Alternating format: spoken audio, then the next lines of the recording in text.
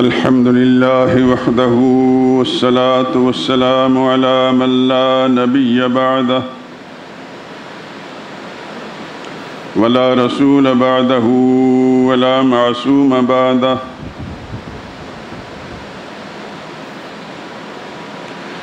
أما بعد فإن خير الحديث كتاب الله وخير الهدي هدي محمد صلى الله عليه وسلم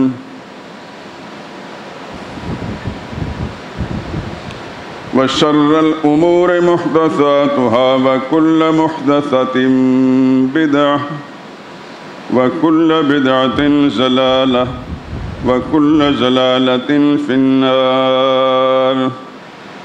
أعوذ بالله من الشيطان الرجيم. بسم الله الرحمن الرحيم.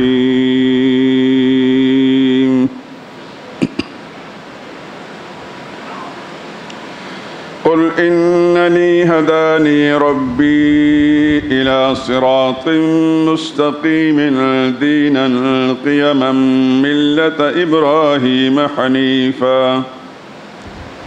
وما كان من المشركين. قل إن صلاتي ونسكي ومحياي ومماتي لله رب العالمين لا شريك له وبذلك أمرت وأنا أول المسلمين.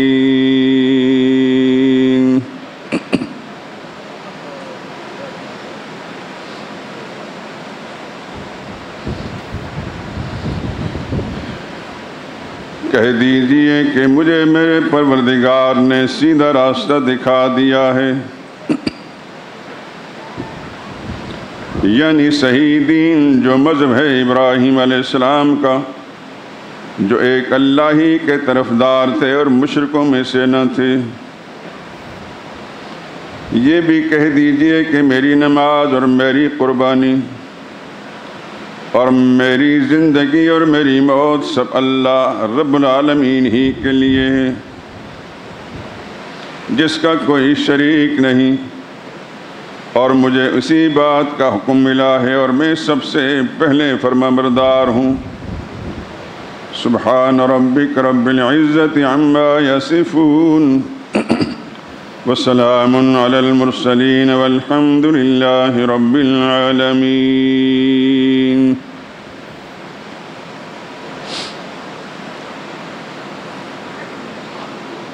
وعن ابن عباس رضی اللہ تعالی عنہما قال قال رسول اللہ صلی اللہ علیہ وسلم ما من أيام العمل الصالح فيهن أحب إلى الله من هذه الأيام العشرة. قالوا يا رسول الله ولا الجهاد في سبيل الله؟ قال ولا الجهاد في سبيل الله إلا رجل خرج بنفسه وماله فلم يرجع من ذلك بشيء. رواه البخاري. وعن ابن عباس رضی اللہ عنہما قال قال رسول اللہ صلی اللہ علیہ وسلم ما من ایام اعظم عند اللہ ولا احب الى اللہ العمل الصالح فیہن من ایام العشر فاکثروا فیہن من التسبیح والتہلیل والتحمید والتکبیر. رواہ الطبرانی واحمد.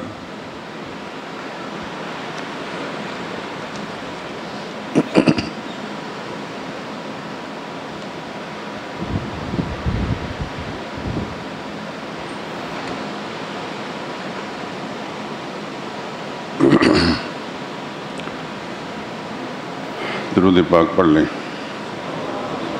اللہم صلی علی محمد وعلی آل محمد کما صلیت علی ابراہیم وعلی آل ابراہیم انک حمید مجید.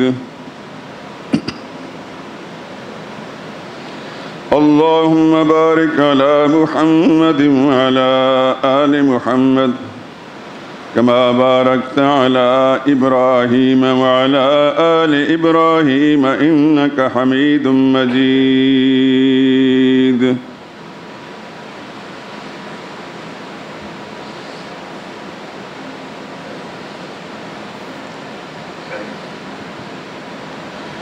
خدا سے بڑھ کے ہو سکتا نہیں ہے مہرباں کوئی، خدا سے بڑھ کے ہو سکتا نہیں ہے مہرباں کوئی، سوا اس کے نہیں ہے خالق کون و مکان کوئی. اسی کے حکم سے فصل بہار آتی ہے گلشن میں، اسی کے حکم سے فصل بہار آتی ہے گلشن میں، دکھا سکتا نہیں اس کے سوا عہد خزاں کوئی. وہی مجبور مضطر کی دعائیں سننے والا ہے، وہی مجبور مضطر کی دعائیں سننے والا ہے، کرے کیوں آستانے غیر پر آہو فغاں کوئی.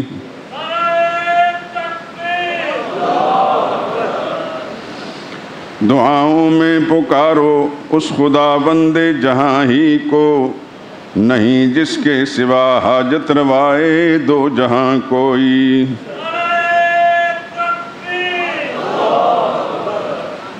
وہی ہے حاضر و ناظر، وہی ہے حامی و ناصر، بجز ذات خدا ہرگز نہیں ہے غیب داں کوئی.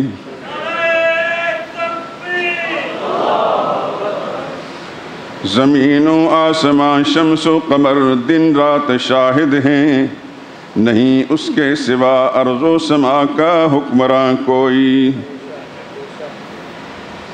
اسی کے قبضہ قدرت میں ہے نفع و ضرر سب کا، سوا اس کے نہیں ہے مالک سود و زیاں کوئی. خدا کے نام ہی سے مشکلیں آسان ہوتی ہیں، خدا کے نام ہی سے مشکلیں آسان ہوتی ہیں، بنائے تو خدا کے نام کو ورد زباں کوئی.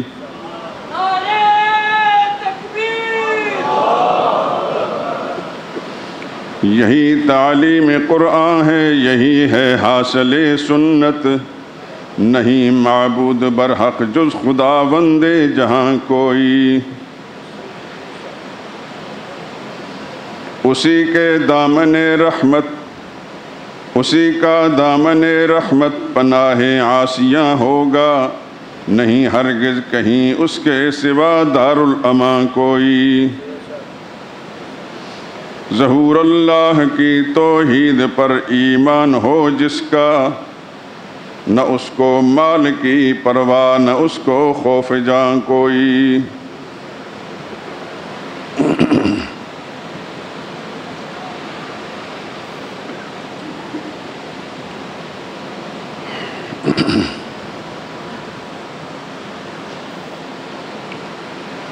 بزرگان محترم، برادران عزیز،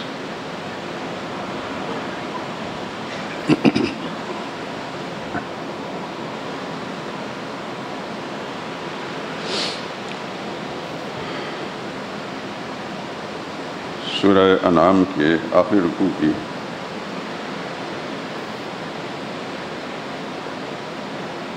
دو تین آیات تلاوت کی ہیں اور ان کا ترجمہ پیش کیا ہے. ترجمے سے آپ نے مضمون کے نسبت اور مناسبت کا کچھ نہ کچھ اندازہ فرما لیا ہوگا.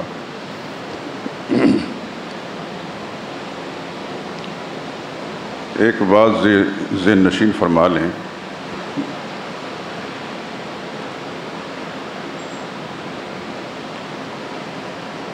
جتنی بھی عبادات ہیں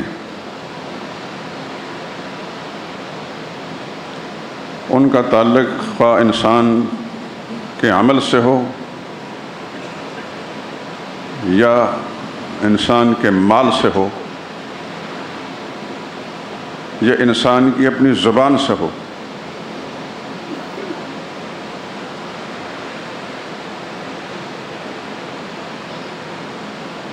یہ سب اللہ کی توحید کا مظہر ہیں۔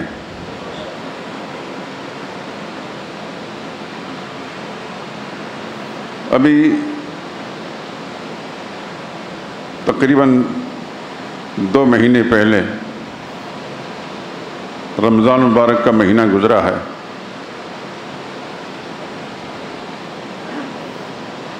خوش نصیب مسلمانوں نے دنیا بھر میں روزے رکھے، یعنی اللہ کو راضی کرنے کے لیے بھوک اور پیاس برداشت کی سارا دن اور پورے مہینے تک۔ یہ کیا ہے؟ ایک بدنی عبادت ہے، مشقت بدن نے اٹھائی ہے، لیکن اس کا تعلق اللہ کی توحید کے ساتھ ہے۔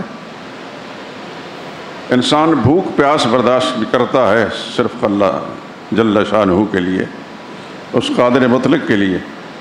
کسی اور کے لیے بھوک پیاس برداشت کرنا اس عقیدے کے ساتھ کہ وہ خوش ہوگا، غائبانہ طور پر خوش ہوگا، میں بھوکا رہوں گا تو اس کو پتہ چل جائے گا، یہ شرک ہے۔ لیکن خدا کی رضا کے لیے جب بھوک و پیاس برداشت کرتا تو یہ توحید کا ایک اعلیٰ درجہ ہے۔ اس لیے ہر مسلمان نماز کی 2 رکعتیں پڑھنے کے بعد تشہد میں سب سے پہلے یہی اقرار کرتا ہے، التحیات للہ والصلوات والطیبات۔ جتنی زبانی عبادتیں وہ بھی تو اللہ ہی کے لیے۔ نماز ساری کی ساری جو ہے 2 چیزوں سے عبارت ہے، زبانی عبادت اور بدنی عبادت۔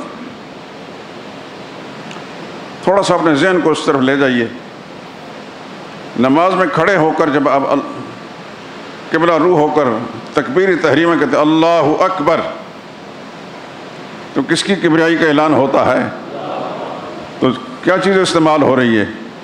زبان۔ پھر اس کے بعد آپ ثنا پڑھتے ہیں سبحانک اللہم وبحمدک وتبارک اسمک وتعالی جدک ولا الہ غیرک۔ یہ کس کی عظمت کے گن گائے جا رہے ہیں؟ صرف اللہ کے۔ کس کو کہا جا رہا ہے سبحانہ کا؟ اے اللہ تو پاک ہے۔ کس چیز سے؟ سب کمزوریوں سے پاک ہے، خامیوں سے پاک ہے، نقائص سے پاک ہے، عیوب سے پاک ہے، شریکوں سے پاک ہے۔ قرآن میں جا بجا تھا سبحانہ و تعالی عما یشرکون، سبحان اللہ عما یشرکون۔ اللہ شریکوں سے پاک ہے۔ تو زبان سے بھی انسان نماز کے ہر حصے کے اندر اعلان کر رہا ہے کہ میں اس کے لیے سب کچھ کر رہا ہوں جو شریکوں سے پاک ہے۔ میں یہ آپ کے ذہن میں یہ بات ڈالنا چاہتا ہوں کہ تمام عبادات جتنی بھی ہیں، ہر عبادت کے اندر انسان کی زبان استعمال ہو یا بدن استعمال ہو، اس میں انسان اعتراف کر رہا ہوتا ہے کہ اللہ شریکوں سے پاک ہے، میرا معبود برحق، میرا خالق و مالک، میرا حاجت روا مشکل کشا وہی ہے اور کوئی نہیں ہے۔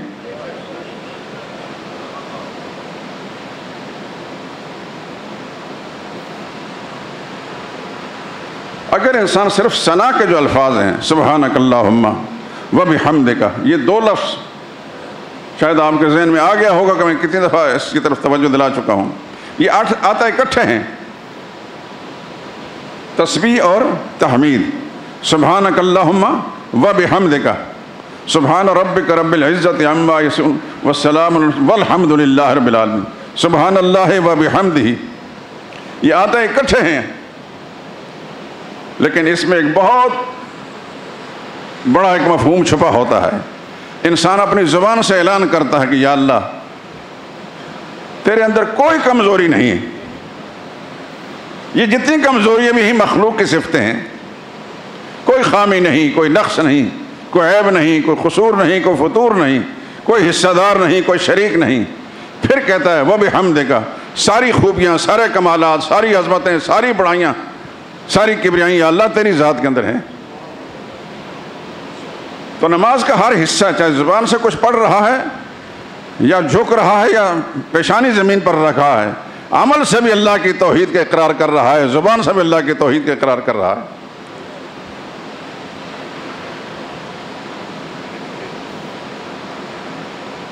جب تلاوت ختم ہوتی ہے تو اللہ اکبر کہہ کر جھکتا ہے، کس کے سامنے؟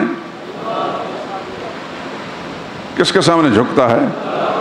جھکتے وقت بھی دل دماغ کے اندر یہ ہو کہ میں اس ذات کے سامنے جھکتا ہوں جس کے سامنے ساری کائنات جھکتی ہے، جس کے سامنے نبی بھی جھکتے رہے، ولی بھی جھکتے رہے، محمد رسول اللہ بھی جس کے سامنے جھکتے رہے۔ اپنے عمل سے بھی یہ بتا رہا ہے جس ذات کے لیے جھکا جا سکتا ہے وہ اللہ ہی کی ذات ہے۔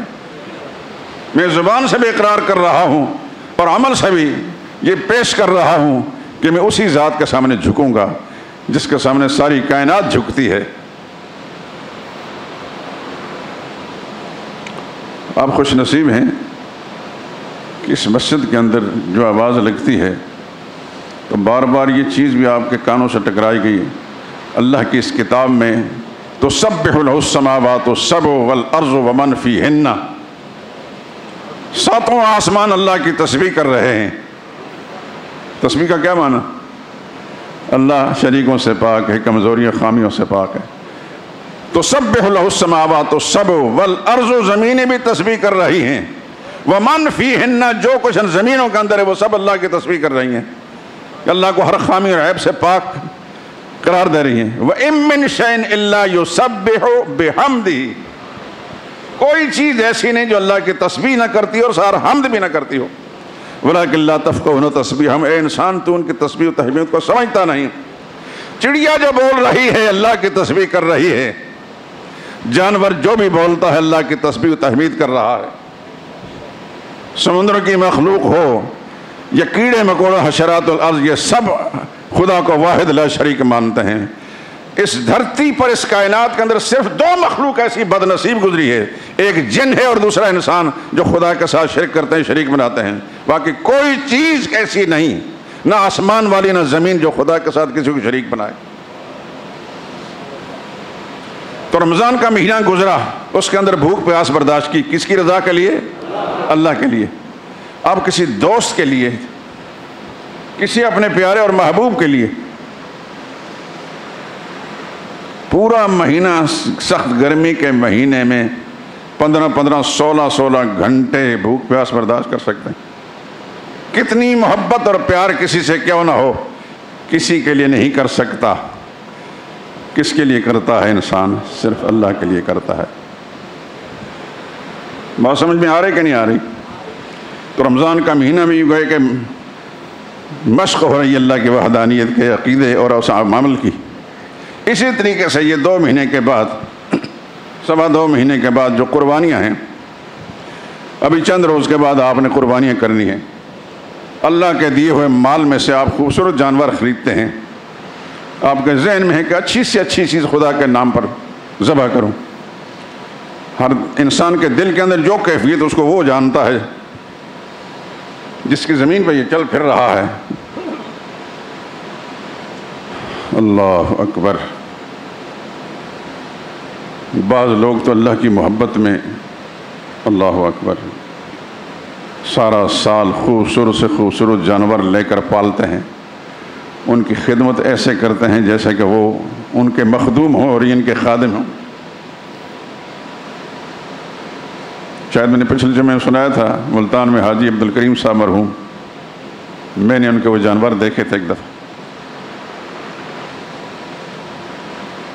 رئیس آدمی تھے، بظاہر بالکل سادہ آدمی، ان کو دیکھ کر کوئی انسان نہیں کہتا کہ یہ امیر آدمی ہے، لیکن ملتان کے رئیسوں میں سے تھے۔ باشرہ انسان، ہر وقت خدا کی زبان، اللہ کے توحید کے عقیدے اور رسول اللہ صلی اللہ علیہ وسلم کے سنت کا مسئلہ بیان کرتے وقت گزرتے تھے۔ سادہ سا لباس۔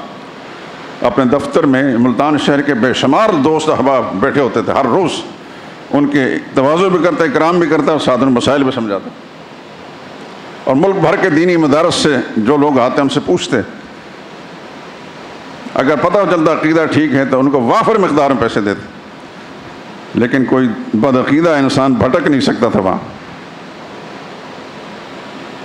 انہوں نے جو قربانی کے جانور پالے ہوتے تھے،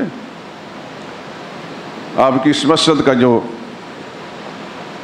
احاطہ ہے اس سے ڈبل بڑی جگہ تھی، اور جس طرح ان جانوروں کی جگہیں بنائی ہوتی تھی، لوگ انسانوں کی ایسی بناتے۔ اور بہت سارے ملازم رکھے ہوتے تھے ان کو صاف ستھرا رکھنے کے لیے۔ مجال کی ہے کہ اس جانور نے پیشاب کیا اور پیشاب نیچے پڑا ہوا ہو۔ یہ سب کچھ کیا ہوتا تھا؟ کس کے لیے؟ صرف اللہ کے لیے۔ میں نے بتایا تھا کہ کراچی کا کوئی سیٹھ، انہیں پتہ چلا کہ ملتان میں کوئی آدمی ہے ایسے جانور پالتا ہے، اس نے آ کر چیک بک ان کے سامنے رکھ دی، ایک جانور مجھے دے دیں، جتنے پیسے لے لیں۔ انہوں نے واپس کر دی کہ یہ میں نے بہت کچھ دیکھے ہیں پیسے، یہ پیسے کمانے کے لیے صرف اللہ کی رضا کے لیے کرتا ہوں۔ اس نے کہا کہ میری درخواست ہے کہ مجھے ایک جانور جہاز پر لے جانے دیں کراچی، اپنے عزیز و قاروں کو دکھاؤں۔ ان کا یہ اجازت ہے، لے گئے اور واپس لے آئے، اور بالآخر اس شخص نے یہ درخواست کی کہ جب ذبح کریں تو اس کا گوشت بھی مجھے دیا جائے۔ ان کا بالکل، ہم اللہ کی رضا کے لیے سب کچھ کرتے ہیں۔ تو ایسے خوش نصیب انسان، اللہ نے آپ کو بھی توفیق دی، خدا توفیق اور زیادہ دے کہ خدا کی محبت کے اندر اس کا مال اس کے نام پر خرچ کریں۔ لیکن ایک بات پھر میں دہرا لوں، ماحول کے اثرات ہوتے ہیں، ماحول کے اثرات ہوتے ہیں۔ کہیں دائیں بائیں کسی اور کو دیکھ کر دل میں ادنا قسم کا بھی عجب، خود پسندی، اپنی برتری کے احساس نہ ہو کہ میرے پاس اتنے پیسے، میں ایسا خوبصورت جانور خریدا ہے۔ کچھ بھی نہیں، سب اللہ کی مہربانیاں ہیں۔ کسی کے پاس کچھ بھی نہیں، سب اللہ کی مہربانی۔ جو کچھ کیا ہے وہ اللہ کی مہربانی سے کیا۔ اسی صاف ستھرے عقیدے کے ساتھ اس کو خریدیں، اسی عقیدے کے ساتھ رکھیں، اسی عقیدے کے ساتھ ذبح کریں۔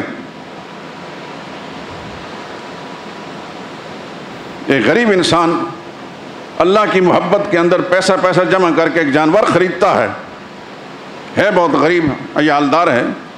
مسئلہ ہمارے فقہا نے یہ لکھا ہے کہ وہ اللہ کی محبت میں جانور کو ذبح کر کے سارا گوشت گھر میں رکھ کر کھا سکتا ہے، قربانی اللہ نے اس کی قبول کر لی ہے۔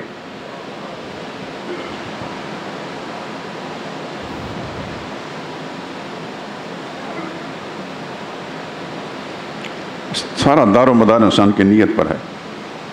نیتوں کو درست رکھیں، کوئی کام بھی کریں، نماز پڑھیں، روزہ رکھیں، قربانی دیں، زکوٰۃ دیں، صدقہ و خیرات دیں، سب سے پہلے اپنے نیتوں کو درست رکھیں۔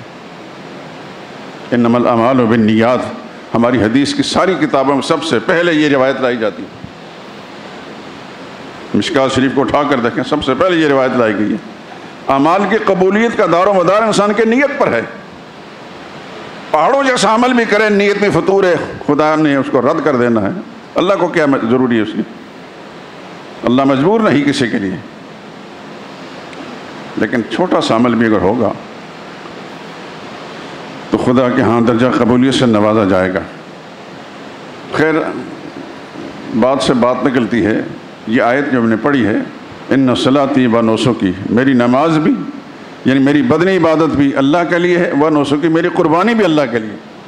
جو قربانی ابھی آپ نے کرنی ہے اللہ ہی کے لیے قربانی کرنی، اور ہر عبادت جو بھی ہے اگر اس کے مضمرات پہ غور کریں، اس کے اجزاء پہ غور کریں تو اس کا ایک ایک جز اللہ کی وحدانیت کا اظہار کر رہا ہوتا ہے۔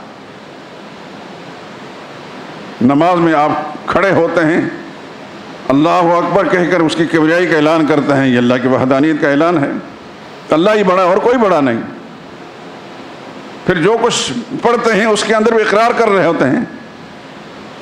پھر آپ رکوع میں جھکتے ہیں تو اس کے سامنے جھک کر یہ بتا رہے ہوتے ہیں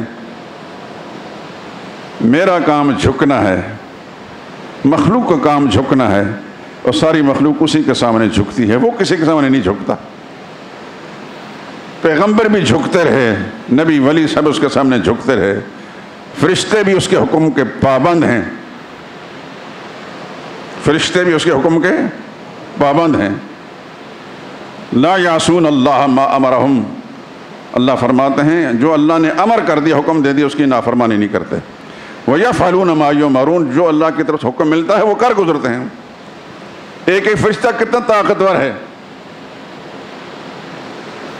جس کا ہم اندازہ نہیں کر سکتے، لیکن خدا کے حکم کے سامنے وہ پابند ہیں۔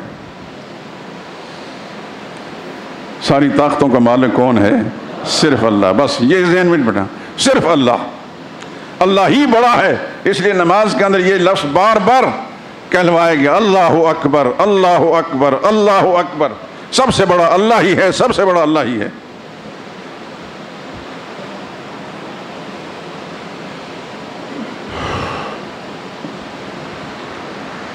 تو یہ جو مضمون 2-3 مہینے آپ مسلسل لگاتار سنتے چلے آ رہے ہیں، میں یہ ربط لگا رہا ہوں کہ یہ جو قربانی ابھی آپ کریں گے، قربانی والا عمل، یہ بھی اسی کا ایک حصہ ہے۔ اگر عقیدہ ٹھیک ہے تو ایک موحد انسان جس طرح عقیدہ کے اندر خدا کی عظمت اور کبریائی اور برتری کا اظہار کرتا ہے اور عمل میں بھی کرتا ہے، یہ بھی ایک عمل ہے کہ جانور کو خدا کے نام پر ذبح کرتا ہے۔ جب آپ جانور کو لٹا کر چھری اس کے گلے پر رکھتے ہیں، کیا کہتے ہیں؟ بسم اللہ اللہ اکبر، بسم اللہ واللہ اکبر، اللہ سب سے بڑا، اللہ من کا ولک، یا اللہ تو نے دیا ہے اور تیرے لیے ہے۔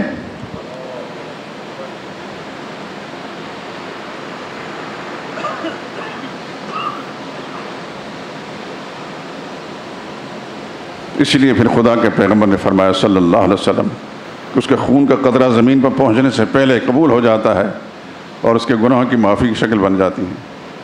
قربانی کے جانور کے بدن پر جتنے بال ہیں، ہر بال کے بدلے میں خدا قربانی کرنے والے کو نیکی دیتے ہیں۔ خدا آپ کو سب کو اس طرح کی نعمت سے نواز دے، عقیدے بھی خدا سب کے درست فرما دے اور ان اعزازات سے نوازشات سے نواز دے۔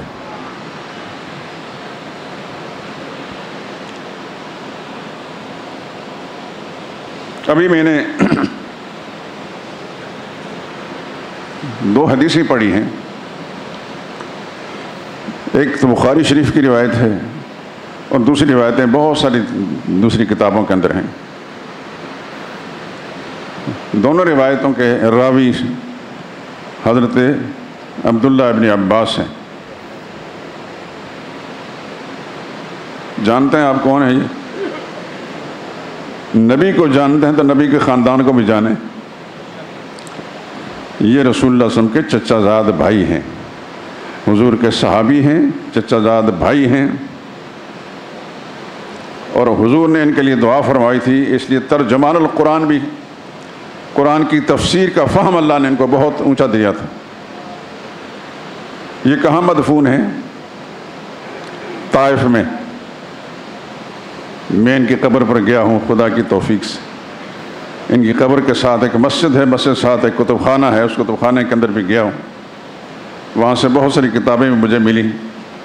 وہاں کے مدیر جو تھے، میں نے شاید پہلے سنایا ہے، مکہ معظمہ میں ہمارے پاکستانی نوجوان، خدا انہیں خوش رکھے، مجھے لے گئے ساتھ۔ وہ چونکہ وہیں رہتے ہیں اور عربی زبان اس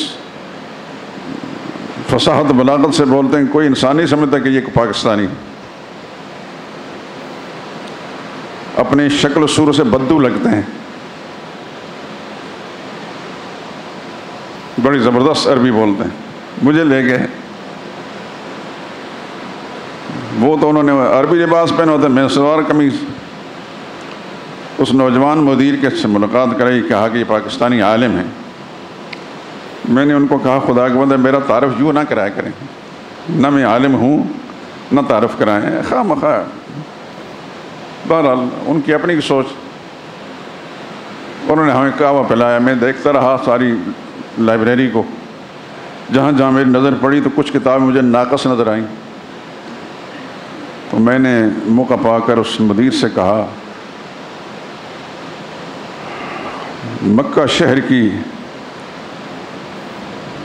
تاریخ پر کوئی کتاب آپ کے پاس ہے؟ بہت کچھ لکھا لوگوں نے، ایک مشہور کتاب ہے میرے پاس ہے، اس میں مکہ شہر کے محلوں کا تذکرہ بھی ہے اس زمانے کا۔ تو اس نے کہا نا میں مکہ کا رہنے والا ہوں۔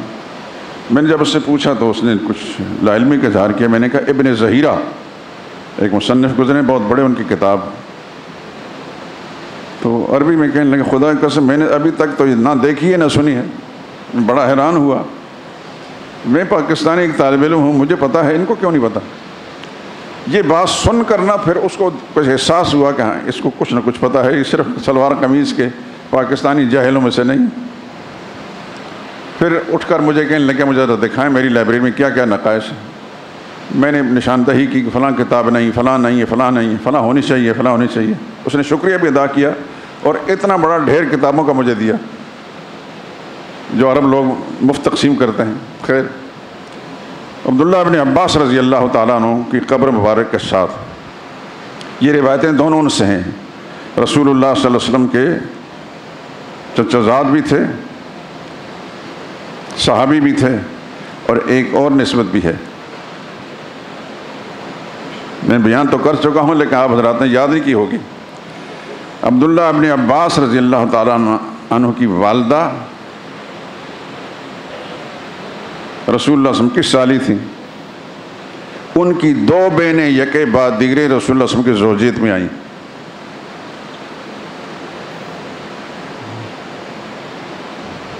حضرت میمونہ رضی اللہ تعالیٰ عنہ جو رسول اللہ صلی اللہ علیہ وسلم کی زوجہ مطہرہ ہیں، ام المومنین ہیں، یہ حضرت عبداللہ ابن عباس کی خالہ تھی، رسول اللہ صلی اللہ علیہ وسلم کی بیوی ہیں۔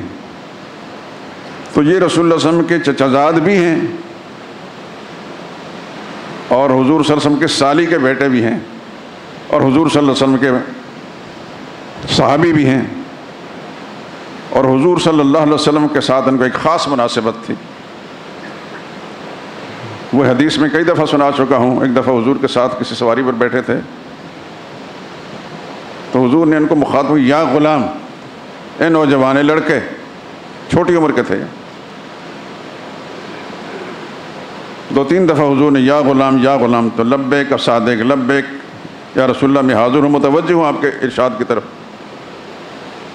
احفظ اللہ یحفظ کا، تو اللہ کے حکموں کی پابندی کر، خدا تمہاری حفاظت کرے گا۔ احفظ اللہ یحفظ تجدہ کا، خدا کے حکموں کی پابندی کرو، خدا کو اپنے سامنے اور ساتھ ساتھ پاؤ گے۔ اس حدیث کو ذہن نشین فرما لیں، بھول نہ جانا۔ وَعْلَمْ، اور یہ جان لو، ان الامت لو اجتمعت، ساری امت، ساری انسانیت بالفرض اکٹھی ہو جائے، علی ان ینفعوک، تمہیں فائدہ پہنچانے کے لیے، لم ینفعوک الا بشیء قد کتب اللہ لک، تمہیں کچھ بھی فائدہ نہیں دے سکتے، وہی ہوگا جو اللہ تعالیٰ نے تیرے لیے لکھ دیا ہے۔ پھر فرمایا وَلَوْ اجْتَمَعُوا، اور بالفرض سارے کے سارے اکٹھے ہو کر تمہیں علی ان یضروک کا نقصان پہنچانا چاہیں تو کچھ نقصان نہیں دیکھیں، وہی ہوگا جو اللہ نے تیرے لیے لکھ دیا ہے۔ یہ حدیث کس نے روایت کی ہے؟ عبداللہ ابن عباس رضی اللہ تعالیٰ عنہ۔ تو یہ روایت جو میں نے ابھی سنانا چاہتا ہوں، فرماتے حضور نے فرمایا ما من ایام العمل الصالح فیہن احب الی اللہ من هذه الایام العشرہ، سارے سال میں کوئی دن ایسا نہیں ہے جس میں کی جانے والی نیکی اتنی اعلیٰ ہو جتنی ان 10 دنوں کی نیکی ہے، یعنی عشرہ ذی الحج کی۔ یہ چند روز کے بعد اسلامی سال کا 12واں مہینہ شروع ہو رہا ہے، ذی الحج۔ اس کے ابتدائی 10 دنوں کے بارے میں فرمایا کہ سارے سال کے دنوں میں کیا گیا عمل اتنا بڑا رتبہ نہیں پا سکتا جتنا کہ ان 10 دنوں کا عمل ہے۔ قالوا یا رسول اللہ، صحابہ نے عرض کیا یا رسول اللہ ولل جہاد فی سبیل اللہ، اگر ہم دوسرے ایام کے اندر خدا کی راہ میں جہاد کرنے کے لیے چلے جائیں، جبکہ جہاد تو بہت بڑی نیکی ہے، وہ بھی اس کا درجہ نہیں پا سکتے۔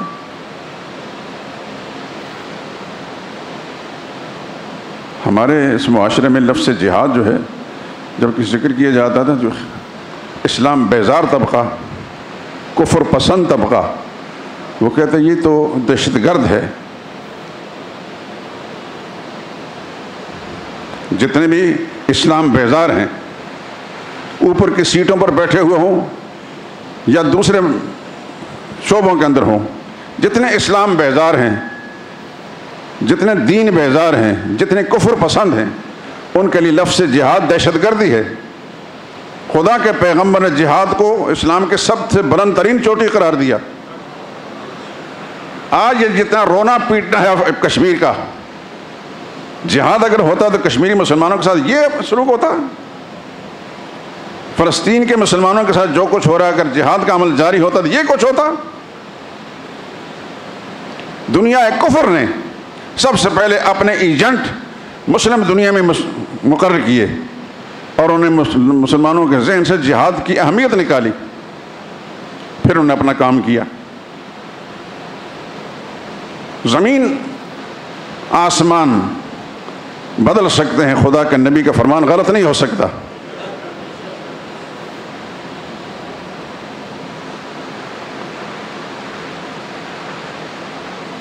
وَقَاتِلُوهُمْ حَتَّى لَا تَكُونَ فِتْنَةٌ وَيَكُونَ الدِّينُ لِلَّهِ، اللہ کے حکم کے باغیوں کے ساتھ قتال کرو تاکہ کفر کا فتنہ باقی نہ رہے اور خدا کا دین قائم ہو جائے اور دین کی برتری قائم ہو جائے۔ محمد رسول اللہ نے اور آپ کا صحابہ کرام نے ایسا کیا اور دین کی برتری قائم کر کے دنیا کو منوا دیا۔ ان کے پاس ایٹم بم والی فوج نہیں تھی، ملٹری اکیڈمیوں میں تربیت حاصل کرنے والے فوجی نہیں تھے، اللہ اس کے رسول کے حکموں کو مان کر چلنے والے لوگ تھے۔ پھر قدم قدم پہ خدا کی مدد ان کے ساتھ آتی تھی۔ دور جانے کی کیا بات ہے، افغانستان کے نہتے بے سر و سامان 44 ملکوں کو ساتھ لے کر دنیا کا سب سے بڑا طاغوت، سب سے بڑا شیطان ان کو دبا نہیں سکا، اس لیے کہ ان کے ذہنوں کے اندر جہاد فی سبیل اللہ تھا۔ اور کس طرح ذلیل اور رسوا ہو کر واپس گیا۔ اس سے پہلے روس ٹرائیاں مار چکا، پھر خدا نے اس جہاد کی برکت سے روس کے کس طرح حصے بکھرے کیے کہ نہیں کیے۔ لیکن یہ بات صرف مسلمان کو سمجھ میں آتی ہے، کسی اسلام بیزار کو نہیں سمجھ آئے گی، کسی کفر پسند کو سمجھ میں نہیں آئے گی۔ اس واسطے جہاد کی اہمیت تھی۔ پوچھا گیا رسول اللہ کہ ان ایام کے اندر کوئی نیکی بھی بڑی نہیں ہے تو جہاد بھی؟ حضور نے فرمایا ہاں ولل جہاد فی سبیل اللہ، جہاد بھی ان ایام کے علاوہ دوسرے دنوں کے اتنا بڑا درجہ حاصل نہیں کر سکتا۔ الا رجل خرج بنفسہ ومالہ، سوائے اس انسان کے کہ جو جہاد کرنے کے لیے نکلا، اپنی جان لے کر نکلا، مال لے کر نکلا، فلم یرجع من ذلک بشیء، اور جان بھی قربان کر گیا اور مال بھی قربان کر گیا، اس کو اتنا بڑا درجہ مل سکتا ہے جتنا 10 دنوں کا عمل ہے۔ یہ دن آنے والے ہیں میرے دوستو، ان کو ضائع مت کیجیے۔ جو کچھ میں کہہ رہا ہوں یہ خدا کی توفیق سے، میرا کمال اور میری خوبی نہیں، اللہ کے پاک پیغمبر صلی اللہ علیہ وسلم کے ارشادات حدیث کتاب میں موجود ہیں، نظر آئے اور آپ حضرات کو سنا دیے۔ یہ بھی دعا کرتے رہا کریں، یا اللہ اس پاکستان کو اور دنیا بھر کے جو مسلم کہلانے والے ممالک ہیں، ایسی کوئی حکومت دے دے یا اللہ جس کے دل میں جذبہ جہاد ہو اور جہاد والا عمل ہو۔ اس سے پہلے بھی جتنے گزرے ان کا بھی یہ حال تھا، جو موجود ہیں ان کا بھی یہی حال ہے۔ ہر وقت اس خوشنودی میں لگتا ہے کہ فلاں راضی ہو جائے، فلاں راضی ہو جائے، فلاں ناراض نہ ہو جائے۔ خدا ناراض ہوتا ہے تو ہوتا رہے، کوئی پرواہ نہیں۔ جب خدا کے حکموں کے خلاف کریں گے تو خدا کی طرف سے ناکامیاں ہی ناکامیاں آئیں گی، ناکامیاں ہی ناکامیاں آئیں گی۔ یہ بات صاف ہے۔ آپ اس معاشرے کے لوگ ہیں، مختلف سیاسی پارٹیوں کے ساتھ آپ کا تعلق ہوگا، لیکن سیاسی پارٹیاں بعد میں ہیں، خدا اس کے رسول کا حکم پہلے ہے۔ یہ گرگٹ کے در رنگ بدلنے والے لوگ ہیں، ان پارٹیوں کا حال نہیں دیکھا، کبھی کسی پارٹی میں، کبھی کسی پارٹی میں، کسی پارٹی میں، کبھی لیگی ہوتے ہیں، کبھی پپلی ہوتے ہیں، کبھی تحریکی ہوتے ہیں، کبھی کس پارٹی میں۔ ان کا کوئی نظریہ ہے؟ ان کا کوئی نظریہ نہیں ہوتا۔ معلوم ہوتا ہے ان پارٹیوں کا کوئی نظریہ نہیں۔ ابھی حال میں ایک عورت نے، جس کو عورت کہنا بھی شاید عورت کی توہین ہے، اسمبلی کے اندر خاندانی بگاڑ کا بل پیش کیا، خاندانوں کو اجاڑنے اور بگاڑنے کے لیے۔ اس میں تینوں پارٹیوں نے اکٹھا ہی آگے پیچھے ایک دوسرے کو گالیاں دیں گے، لیکن اسلام کے خلاف سارے کے سارے اکٹھے ہو گئے. یاد ہے نا کہ بھول گئے یا پتہ ہی نہیں, اخبارات پڑھے نہیں آپ نے. یہ بہت بڑی خوفناک قسم کی شکل ہے.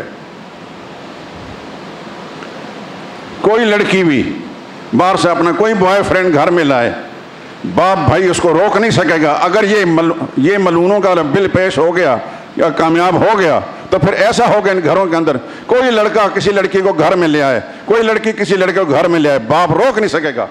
روکے گا تو اس کو جیل جانا پڑے گا. یہ مسلم معاشرہ ہے؟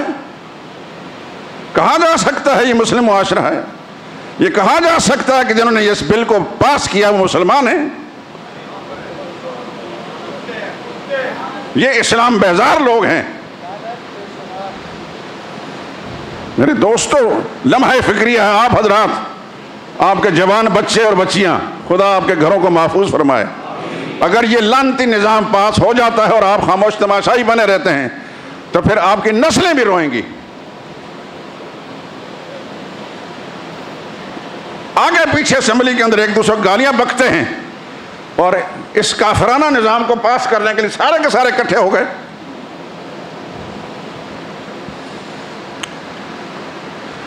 یہ ہمارے اعمال کی شامت ہے ہم پر, اس سے پہلے, اس سے پہلے, اس سے پہلے, اور اب بھی ہمارے اعمال کی شامت ہے. خدا کی طرف رجوع کر کے خدا سے توبہ کرنے اور خدا سے معافی مانگنے, ہمارے اعمال کی شامت ہم پر مسلط ہے.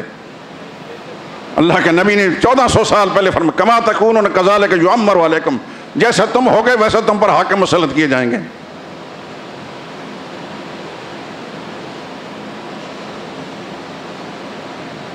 ہر وقت توبہ کی ضرورت ہے دوستو. میری اس بات کو پتہ نہیں زندگی کتنی ہے اور کتنی نہیں, دوبارہ پھر ایک دوسرے کو ہم دیکھیں نہ دیکھیں, یہ بات کرنے کا موقع ملے نہ ملے. میرے لیے بھی یہی اور آپ کے لیے بھی یہی کہ خدا کے سامنے ہر وقت توبہ کریں, اس احساس کا یا اللہ میرے ہی گناہوں کی وجہ سے شاید یہ نحوست آئی ہے. اپنے گنہگار ہونے کا احساس رکھ کر ہر وقت خدا سے معافی مانگتے رہیں, اور خدا سننے والا ہے, دیکھ بھی رہا ہے اور سنتا بھی ہے. جب ہمارے دل کے اندر کی کیفیت کو جاننے کا یہ واقعتاً یہ اخلاص کے ساتھ مانگ رہے ہیں تو خدا کو دینے میں کوئی مشکل بھی نہیں. وہ کسی سے مانگ کر نہیں لاتا.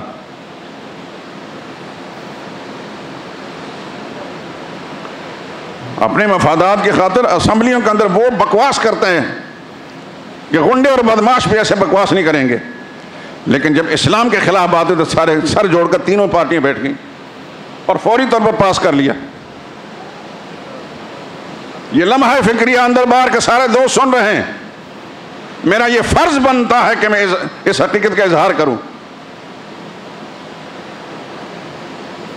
میں جانتا ہوں میرا ایمان ہے کہ نفع و نقصان کا مالک میرا رب ہے. جس رب نے مجھے پیدا کیا ہے, جب تک اس کی طرف سے میری زندگی ہے اتنے دن میں زندہ رہوں گا.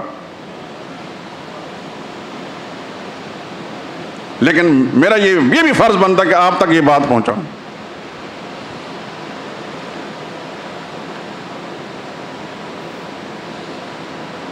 امر بالمعروف اور نہی عن المنکر مستقل شریعت کا ایک حکم ہے. نیکیاں پھیلاؤ اور برائیاں مٹاؤ. جو برائی پھیلائی جا رہی ہے, مسلط کی جا رہی ہے, اس کے خلاف آواز اٹھائیں, ہر شعبے میں اٹھائیں. آپ اپنے دکانوں میں بیٹھیں, اپنے حلقوں کے اندر یہ بات اٹھائیں کہ ہم نہیں مان سکتے ہمارے گھروں کے اندر ہمارے بچے جوان ہو کر گھروں کے اندر بے حیائی کا ارتکاب کرتے رہے اور ماں باپ خاموش تماشائی بلکہ مجبوری کا نمونہ بنے رہے. باپ کی مجال نہ ہو کہ اس کی جوان بیٹی باہر سے کوئی بوائے فرینڈ لے کر آئی ہے اس کو روک سکے. ماں باپ کی جرأت نہ ہو اس کا بیٹا جو ہے باہر سے کوئی گرل فرینڈ لے کر آیا ہے وہ روک نہ سکے, کیونکہ اس کو پھر فوری طور پر ہتھکڑیاں پہنائی جائیں گی.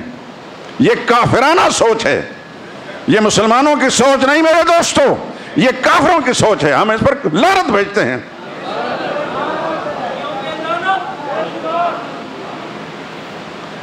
ان پر عرب ہر بار لعنت ہو. ایک مسلم معاشرے کے اندر اس قسم قانون پاس کرنا,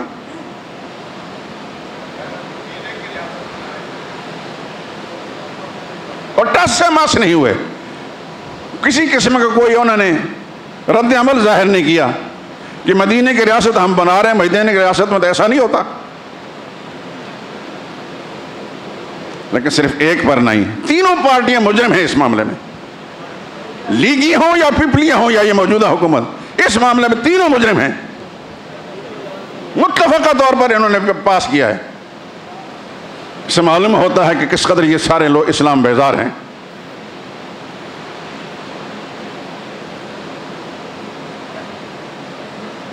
کاروبار بھی کریں لیکن آنکھیں کھول کر دماغ کو بیدار کر کے کریں کہ آپ کے ماحول میں کیا ہو رہا ہے.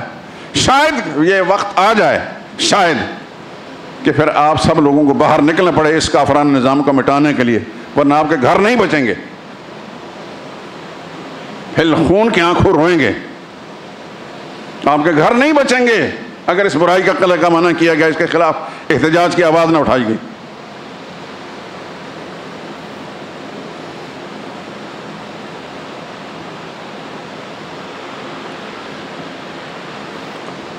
خیر، بات ہو رہی ہے کہ عشرہ ذی الحج شروع ہونے والا ہے عنقریب. اس کے اندر کی جانے والے نیکیاں سارے سال کے دوسرے ایام کے نیکیوں سے بڑھ کر ہیں، اللہ کے نبی کا فرمان. ایک اور حدیث سنا کر بات ختم کرتا ہوں.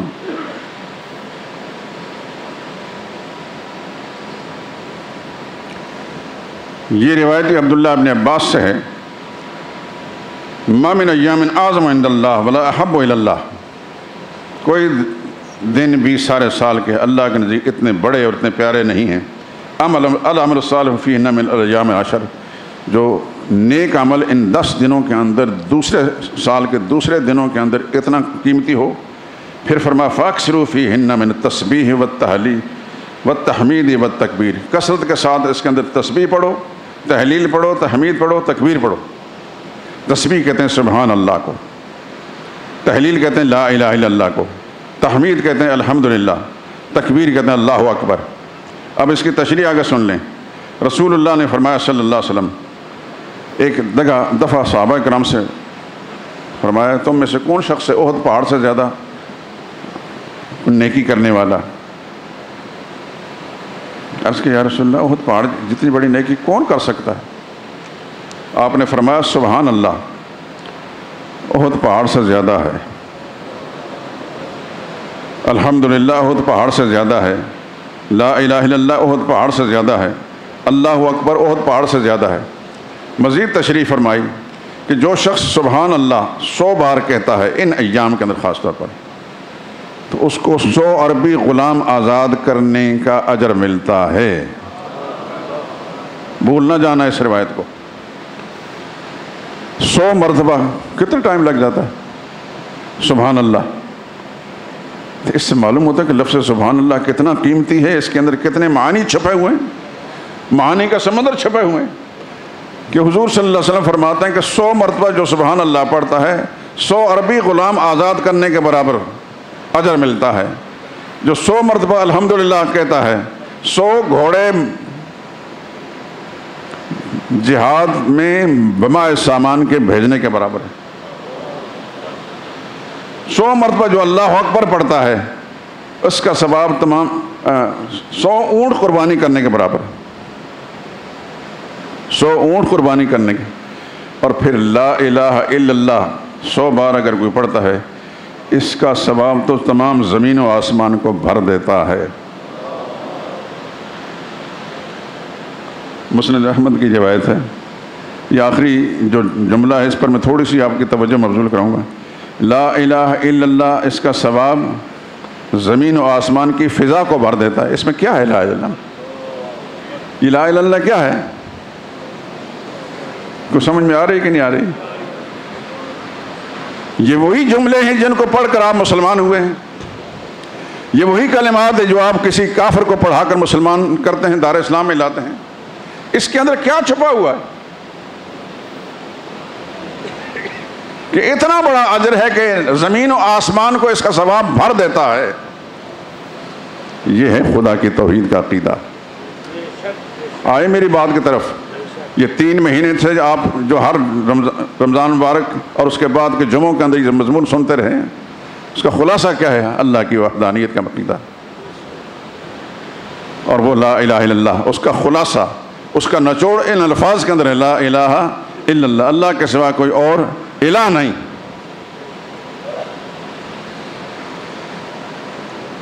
اس کا ثواب زمین و آسمان کی فضاؤں کو بھر دیتا ہے۔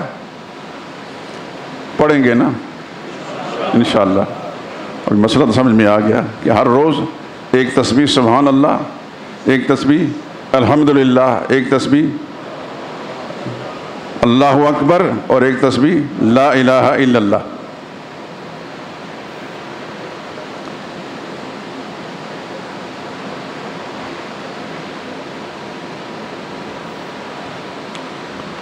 مجھے بار بار یہ توجہ دلانا بڑا عجیب سا لگتا ہے، اگر مسجد شہداء کا نمازی عقیدہ توحید کو نہیں سمجھا نا تو مجھ سے بڑا ناکام آدمی بھی کوئی نہیں۔ سچی بات یہ برملا اعتراف کرتا ہوں۔ اب مر کے خدا کے سامنے جانے اللہ تعالیٰ کیا کرتے ہیں ہمارے ساتھ یہ وہ جانتے ہیں، لیکن میں اتنی بات ضرور کہہ سکتا ہوں کہ میں نے اس کے اندر ڈنڈی نہیں ماری، میں نے کس مسئلے کو چھپایا نہیں۔ جتنی میرے رب نے مجھے استعداد اور صلاحیت عطا فرمائی تھی اور جو زبان عطا فرمائی اس کے مطابق اس مسئلے کو میں نے کھول کر بیان کیا۔ ساری نیکیوں کی جڑ لا الہ الا اللہ ہے۔ نماز پڑھیں لا الہ الا اللہ درست نہیں تو نماز بیکار ہے، روزے رکھیں لا الہ الا اللہ کا عقیدہ ٹھیک نہیں تو روزے بیکار ہیں، قربانی دیں لا الہ الا اللہ کا عقیدہ ٹھیک نہیں سب قربانیاں بیکار ہیں، زکوٰۃ دیں عقیدہ ٹھیک نہیں تو زکوٰۃ بیکار، حج کریں عقیدہ ٹھیک نہیں تو حج بیکار۔ ساری نیکیوں کی جڑ قبولیت کا مدار لا الہ الا اللہ کی صحت پر ہے۔ یہ نہیں تو کچھ بھی نہیں۔ اور میں سمجھا چکا ہوں الحمدللہ، لا الہ الا اللہ، اللہ کے سوا کوئی الہ نہیں، اللہ کے سوا کوئی الہ نہیں۔ قرآن حکیم کی سورہ انبیاء میں لو کان فیہما آلہۃ الا اللہ لفسدتا، اللہ کے سوا کوئی اور الہ نہیں، بالفرض آسمان و زمین میں اور کوئی الہ ہوتا، اور کوئی یعنی اللہ کے سوا کوئی اور الہ ہوتا تو نہ آسمان باقی بچتے تو نہ زمین باقی بچتی، سب کچھ تباہ برباد ہو چکا ہوتا۔ زمین و آسمان بچے ہوئے معلوم ہوتا کہ الہ ایک ہی ہے، الہ ایک ہی ہے۔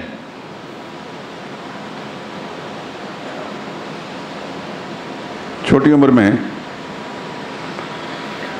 ایک بزرگ کی کتاب پڑھی تھی کہ ایک بوڑھی خاتون جو چرخہ کاٹتی رہتی تھی، کسی عالم نے کسی بزرگ نے اس سے پوچھا اماں جان چرخہ ہی کاٹتی رہیں یا خدا کی پہچان بھی کی ہے؟ کہنے لگی ہاں بیٹا خدا کی پہچان کی ہے۔ کیسے؟ کہتے ہیں یہ چرخہ ہی خدا کی پہچان ہے۔ حیران ہو گئے ہو؟ میں نے کہا مجھے ذرا بتائیں تو صحیح۔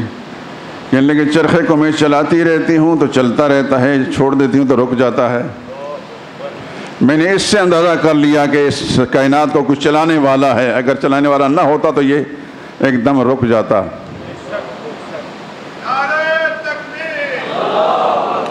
پھر اس نے پوچھا یہ بتائیں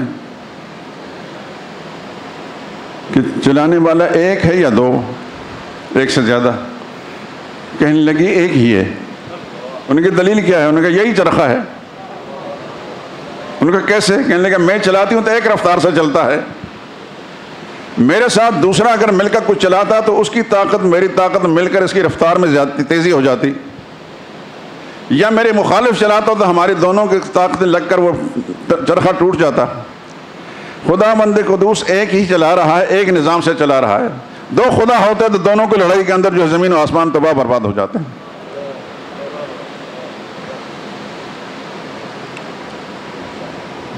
تو الہ کون ہے؟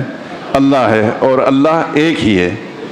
ما من الہ الا اللہ الواحد، اللہ کے سوا اور کوئی الہ نہیں، یعنی ساری کائنات کا نظام چلانے والا نہیں، اللہ کے سوا کوئی اور بنانے والا نہیں، چلانے والا نہیں۔ ہمیں کس نے بنایا ہے؟ کہاں بنایا؟ کون سی مشینیں میں ڈال کر؟ جو دنیا میں فیکٹریوں کے اندر چیزیں بنتی ہیں، ہم کس فیکٹری میں بنے ہیں؟ ذہن کو پیچھے لے جائیے، کچھ میں کہہ چکا ہوں اس سے پہلے۔ کون سا میٹیریل تھا جس سے ہم بنے ہیں؟ پانی کا ایک قطرہ؟ کون سی فیکٹری میں؟ خدا کی بنائی ہوئی ایک فیکٹری تھی، رحم مادر۔ اندر کون مزدور کام کر رہے تھے؟ کوئی نہیں کر رہا تھا، خدا کی قدرت کام کر رہی تھی۔ ذہن میں آ رہی ہے بات کہ نہیں آ رہی؟ اللہ اکبر۔ اور پھر اس پانی سے ہمارا گوشت بنا، اس پانی سے پھر ہماری ہڈیاں بنی، اس سے پھر ہمارے اعضاء و جوارح بنے، آنکھیں بنی، ناک بنی، ہونٹ بنے، کان بنے، سینہ بنا، بازو بنے، ٹانگیں بنی، اور ایک وقت کے بعد پھر اس کے اندر روح ڈالی گئی۔ یہ کون کر رہا تھا؟ اور پھر جب روح ڈالی گئی، زندگی آئی، تو پھر ہمیں بھوک پیاس لگنے لگی۔ ہم بول نہیں سکتے تھے، احتجاج نہیں کر سکتے کہ ماں کے پیٹ کے اندر کہ ہمیں بھوک لگی ہے۔ جس نے ہمیں بنایا ہے وہی ہماری رزق کا انتظام بھی کر رہا تھا۔ ماں کو کچھ پتہ نہیں تھا، وہ جو کھا رہی تھی اپنے جسم کو توانا بنانے کے لیے، ہمیں کچھ نہیں مل رہا تھا اس میں سے۔ وہ پانی پیتی تھی، ہمیں نہیں ملتا تھا، وہ گوشت کھاتے، ہمیں نہیں ملتا تھا۔ لیکن جس نے ہمیں بنایا، جس کا فیصلہ تھا کہ میں نے دنیا میں بھیجنا ہے، اس نے ایک پل کے لیے بھی ہمیں فراموش نہیں کیا، اور اندر رزق کا انتظام کر لیا۔ ذہن میں آ رہی بات کہ نہیں آ رہی؟ الحمدللہ۔ اور پھر ایک وقت مقررہ پر دنیا میں بھیجا اس نے، اور اندر رزق کا جو انتظام تھا وہ سارے کے سارے ختم ہو گئے۔ دایا نے، ڈاکٹر نے کاٹ دیے کینچی لے کر۔ اب ہمیں بھوک لگنے لگی۔ خالق کائنات نے اپنے حکم ازلی سے فیصلہ کرے، فکر نہ کریں، تیرے رزق کا انتظام میری ماں کی چھاتیوں کے اندر پیدا کر دیا ہے۔ اور کیا کہ نہیں کیا؟ کوئی بچہ اس وقت اگر بتا سکے، ہم پوچھ نہیں سکتے کہ ماں کا دودھ زیادہ میٹھا ہے یا دنیا کی اور چیزیں۔ خدا کی قسم، ماں کے دودھ سے زیادہ لذیذ دنیا میں کوئی اور چیز نہیں۔ یہ کون کر رہا تھا؟ یہ کس کے فیصلے تھے؟ وہی ہے، لا الہ الا، اس کے سوا کوئی کرنے والا نہیں۔ یہ لا الہ الا یہ ہر جگہ میں کام آتا ہے۔ جب ہم کرتے ہیں لا الہ الا، اس کے اندر یہ ساری چیزوں کا ہم اعتراف کرتے ہیں، یہ سب کچھ کرنے والا وہ ہے۔ اور پھر اس کے بعد مرحلہ بمرحلہ جوں جوں قوت بڑھتی ہے تو پھر انسان، بچے کے اندر غذا کھانے کی استعداد پیدا ہوتی ہے۔ پھر ایک وقت آتا ہے جوان ہو جاتا ہے، وہ کئی روٹیاں کھا جاتا ہے، کئی کلو گوشت کھا جاتا ہے، پہلوان بن جاتا ہے۔ یہ وہی ننھی سی جان تھی، یہ پانی کے وہ بوند تھی ماں کے رحم کے اندر، آج یہ اتنا بڑا پہلوان بن گیا۔ یہ کس نے کیا ہے؟ یہ وہ لا الہ الا اللہ، اسی کی خاطر یہ قربانی بھی ہے، اسی کی خاطر یہ روزے بھی رکھے گئے، اسی کی خاطر یہ ساری کائنات کا سارا نظام ہے۔ وآخر دعوانا الحمدللہ رب العالمین۔